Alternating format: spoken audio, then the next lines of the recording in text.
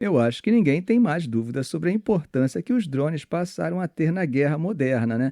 E o conflito na Ucrânia é uma das maiores provas disso. Quando falamos de drones marítimos, isso assusta ainda mais. Pois é, inspirado justamente pelo impacto que esses drones marítimos estão tendo no conflito, os Estados Unidos estão correndo para construir sua própria frota de barcos autônomos. Mas, ao que parece, essa corrida está enfrentando alguns problemas bem sérios. No mês passado, durante um teste naval americano na costa da Califórnia, que deveria ser uma vitrine dos principais barcos drones autônomos do Pentágono, um dos barcos, gente, simplesmente parou no meio do mar. Enquanto as autoridades tentavam, consertar uma falha do software, outro barco drone veio e bateu em cheio na lateral do barco parado, saltou sobre o convés e caiu de volta na água. O incidente, que não tinha sido divulgado antes, foi capturado em vídeos e envolveu 2 barcos construídos por empresas rivais, a Saronic e a Black Sea Technologies.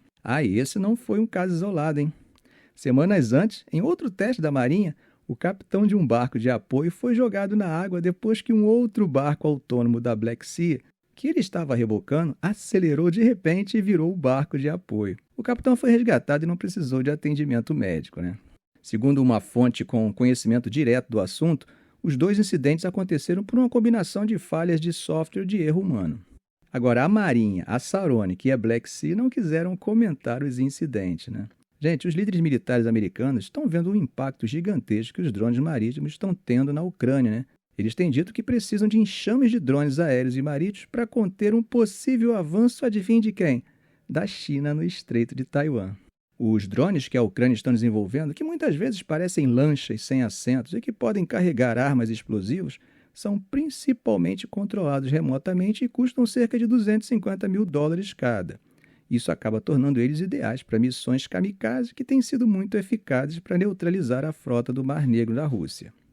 Já os Estados Unidos estão tentando construir uma frota naval, gente, autônoma, que possa se mover em enxames e sem comando humano. É claro que é uma tarefa muito mais ambiciosa e com um preço bem mais alto, né? Chegando a alguns milhões de dólares por lancha. E essas falhas nos testes acabam mostrando os desafios que a Marinha americana está enfrentando. Mas os problemas da Marinha, gente, vão além de fazer os barcos funcionarem. As unidades de aquisição de drones marítimos autônomos também foi abalada pela demissão de seu almirante-chefe. Um alto funcionário do Pentágono demonstrou preocupações sobre o programa em uma reunião a portas fechadas com o alto escalão da Marinha no mês passado. Desde o incidente mais recente, a Unidade de Inovação de Defesa do Pentágono, a DIL, suspendeu por tempo indeterminado um contrato de quase $20 milhões com a L3 Harris, uma das empresas que fornecem o software de autonomia usado para controlar alguns dos barcos.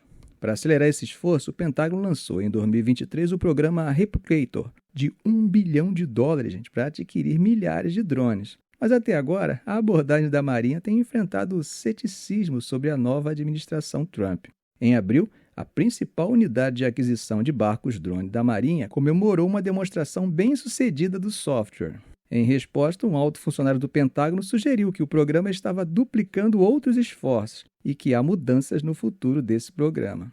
Essa unidade foi recentemente colocada sob revisão e pode ser reestruturada ou até mesmo fechada. E isso, gente, acontece 2 meses depois que a Marinha demitiu o líder da unidade, o contra-almirante Kevin Smith, por perda de confiança em sua liderança. Um especialista em armas autônomas, T.X. Hamers, disse que a Marinha está em águas totalmente desconhecidas, tentando reformular décadas de tradição em alta velocidade. Segundo ele, abre aspas, você tem um sistema que está acostumado a construir coisas grandes, levando anos para tomar uma decisão, e de repente você está pedindo para eles se moverem muito rápido. Bom, meus amigos, mudando de assunto e dando um pulinho na Turquia, as mães de alguns combatentes do Partido dos Trabalhadores do Kurdistão, o PKK, pediram nesta quarta-feira uma anistia para seus filhos e o fim de décadas de morte diante de uma comissão parlamentar turca que supervisiona o desarmamento do grupo. Uma delas, falando aos legisladores turcos, disse o seguinte, abre aspas, nós, mães, não queremos mais chorar. Vamos enterrar as armas, não nossos filhos. Se quisermos que mais armas sejam queimadas, essas pessoas devem ter uma chance. Se eles descem das montanhas apenas para serem condenados à prisão perpétua, como podemos persuadir os outros a queimar suas armas? Bom, gente, a comissão apelidada de Comissão Nacional de Solidariedade, Fraternidade e Democracia tem tentado estabelecer um caminho para uma paz duradoura, né, que também ressoaria na vizinha Síria. Nesse conflito, gente, naquela região, mais de 40 mil pessoas foram mortas ao longo de 4 décadas de conflito entre o Estado turco e o PKK, que, como vocês sabem, é considerado um grupo T-, por Ankara, a União Europeia e pelos Estados Unidos. Ficamos por aqui. Se esse vídeo foi útil a você, faça um comentário, compartilhe em suas redes sociais, dê um like. E é claro, se ainda não for inscrito, inscreva-se no canal e ative o sininho para não perder os próximos vídeos. Ok, gente? Um grande abraço do professor Arão Alves.